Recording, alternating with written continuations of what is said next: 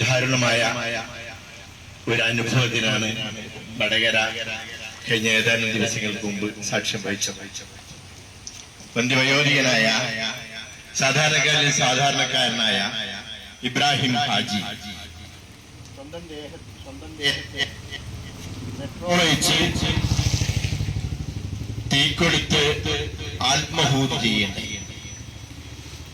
ഇത് ആരെങ്കിലും താല്പര്യപ്പെടുന്ന ഇഷ്ടപ്പെടുന്ന ഒരു കർമ്മമാണ് എന്ന് നമ്മൾ വിചാരിക്കുന്നില്ല.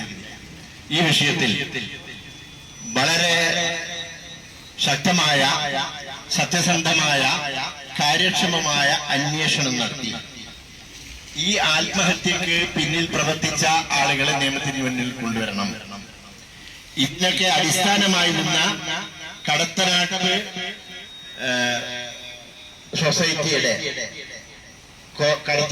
സൊസൈറ്റിയുടെ സാമ്പത്തിക ഇടപാടുകളെ കുറിച്ച് തട്ടിപ്പുകളെ കുറിച്ച്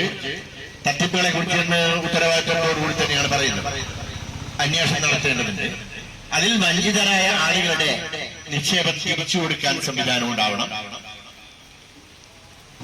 മരിച്ചുപോയ ഇബ്രാഹിം ഹാജിക്ക് അദ്ദേഹത്തിന്റെ കുടുംബത്തിന് തൃപ്തികരമായ പരിഹാരം നൽകുന്നതിന് സംവിധാനം ഉണ്ടാവണം. ഈ ആവശ്യം ഉന്നയിച്ചുകൊണ്ടാണ് ഈ പ്രശ്നം. ഈ ആവശ്യങ്ങളൊക്കെ പരിഗണിക്കുന്നതിന് വേണ്ടി അധികൃതര് വളരെ ജാഗ്രതയോടുകൂടി ഇടപെട്ട് അന്വേഷണങ്ങൾക്ക് തുടക്കം കുറിച്ചിട്ടുണ്ടല്ലോ. ഈ ഒരാള് ഈ പറഞ്ഞ സൊസൈറ്റിയിലും അദ്ദേഹം ആത്മഹത്യ ചെയ്ത വീട്ടിലും അദ്ദേഹത്തിന്റെ സ്വന്തം വീട്ടിലും താമസ സ്ഥലത്തും ഒക്കെ പരിശോധന നടത്താൻ തീരുമാനിച്ചിട്ടുണ്ടല്ലോ. എല്ലാ കേസുകളും അന്വേഷിക്കുന്നുണ്ടല്ലോ. ജില്ലാ റൂറൽ ക്രൈംബ്രാഞ്ച് കേസ് ഏറ്റെടുത്തിരിക്കുന്നല്ലോ. അപ്പോ എന്താണ് ഇത്തരം ഒരു പ്രക്ഷോഭത്തിന്റെ പ്രസക്തി എന്ന് ചോദിക്കാവുന്ന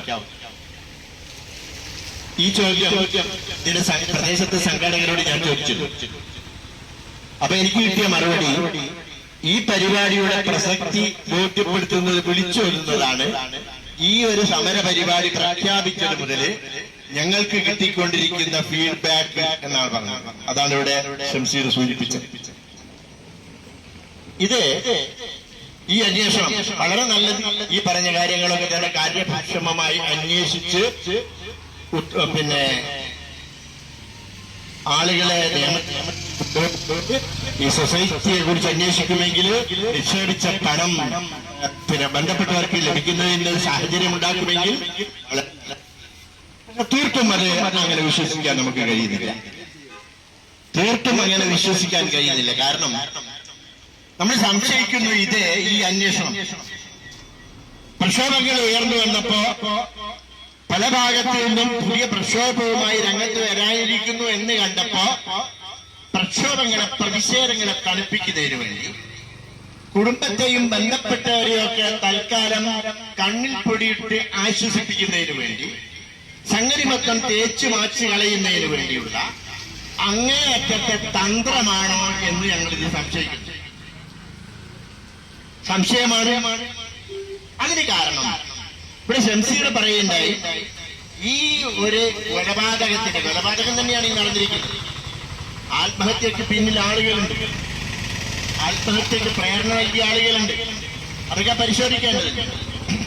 അപ്പൊ ഇത് നടന്നിരിക്കുന്നതിൽ ഒന്നാമത്തെ കുറ്റവാളി പ്രതി പോലീസാണ് എന്ന് പറയുന്നത്. അതും ഒരു രാഷ്ട്രീയമായ ആരോപണമല്ല.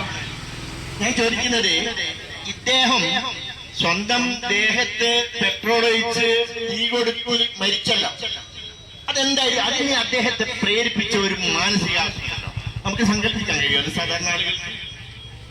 അപ്പൊ അങ്ങനെ അദ്ദേഹം അതിനു മുമ്പ് അദ്ദേഹം പോലീസിന് പരാതി കൊടുത്തിട്ടുണ്ടായിരുന്നില്ല. ആ പോലീസ് ആ പരാതി വെച്ച് സമയബന്ധിതത്തിന് സന്ദർഭോചിതമായി ഇടപെട്ടിരുന്നെങ്കിൽ ഈ മരണം, ഈ ദുരന്തം തടയാൻ കഴിയുമായിരുന്നു. അതേ പോലീസിന്റേതായ ന്യായമുണ്ട് എന്ന് വരികൾക്കിടയിൽ റിപ്പോർട്ടുകൾ വായിക്കുമ്പോൾ നമുക്ക് മനസ്സിലാവുന്നു. പോലീസിന് രേഖകൾ സമർപ്പിച്ചിട്ടില്ലല്ലോ, നിക്ഷേപ രേഖകൾ സമർപ്പിച്ചിട്ടില്ലല്ലോ എന്നൊക്കെയാണ്. നിക്ഷേപ രേഖ ഇനി കിട്ടാൻ പോകുന്നില്ല എന്നാണ് ഞാനിപ്പോ മനസ്സിലാക്കുന്നത്. കാരണം ഇത് ഈ സൊസൈറ്റിയെ ഉപയോഗിച്ചുകൊണ്ടുള്ള വമ്പിച്ച വിശ്വാസ വഞ്ചനയാണ് ഈ നടത്തിയിരിക്കുന്നത്. ഈ ഇബ്രാഹിം എന്ന് പറഞ്ഞ ആൾ, ഇബ്രാഹിം ഹാജി, അടക്കാത്തേരിയില് ഒരു ചെറിയ കളിപ്പാട്ട കച്ചവടമൊക്കെ നടത്തിക്കൊണ്ടിരിക്കുകയാണ്. അതിനടുത്താണ് ഈ ഓഫീസ്, അല്ലെ, ഓഫീസ് എന്ന് പറയുന്നത്. ഈ ഓഫീസിലെ ഉത്തരവാദപ്പെട്ട ആളുകൾ പ്രീന, അതുപോലെ മുഹമ്മദ്, ബഷീർ, റിജീഷ്, ഇങ്ങനെ തുടങ്ങിയ 4 ആളുകൾ ഇദ്ദേഹവുമായി നിരന്തരം ഇടപെടുകയായിരുന്നു. സ്വാഭാവികമായി അടുത്തൊരു കടയൊക്കെ ഉണ്ടാകുമ്പോൾ സ്വാഭാവികമായി ബന്ധമുണ്ടാകും. അദ്ദേഹവുമായി അദ്ദേഹത്തിന്റെ ജീവിത സാഹചര്യത്തെ കുറിച്ചൊക്കെ ഇവർ പഠിച്ചു. ആ പഠിക്കുന്ന കൂട്ടത്തില് ഇദ്ദേഹത്തിന് സ്വത്ത് വിറ്റ് ബാങ്കിൽ നിക്ഷേപിച്ചിരിക്കുന്ന ഒരു തുക ഉണ്ടെന്ന് ഇവർ മനസ്സിലാക്കി. പിന്നെ ആ തുകയുടെ പിന്നാലെയായ ഇവര് വളരെ നല്ല ലാഭം ലഭിക്കുന്ന സംവിധാനമാണ്, ഈ സംവിധാനത്തിൽ നിങ്ങൾക്ക് നിക്ഷേപിക്കുക എന്നൊക്കെ പറഞ്ഞു. അങ്ങനെ ദിവസങ്ങളിൽ പിന്നാലെ നടന്നിട്ടാണ് ഈ കാശ് അത് സൊസൈറ്റിയിൽ എത്തിക്കാണില്ല എന്ന് തന്നെയാണ് വിചാരിക്കുന്നത്. സൊസൈറ്റിയിൽ എത്തിക്കഴിഞ്ഞാലല്ലേ അതിന് രേഖകൾ ഉണ്ടാവും. രേഖകളില്ല.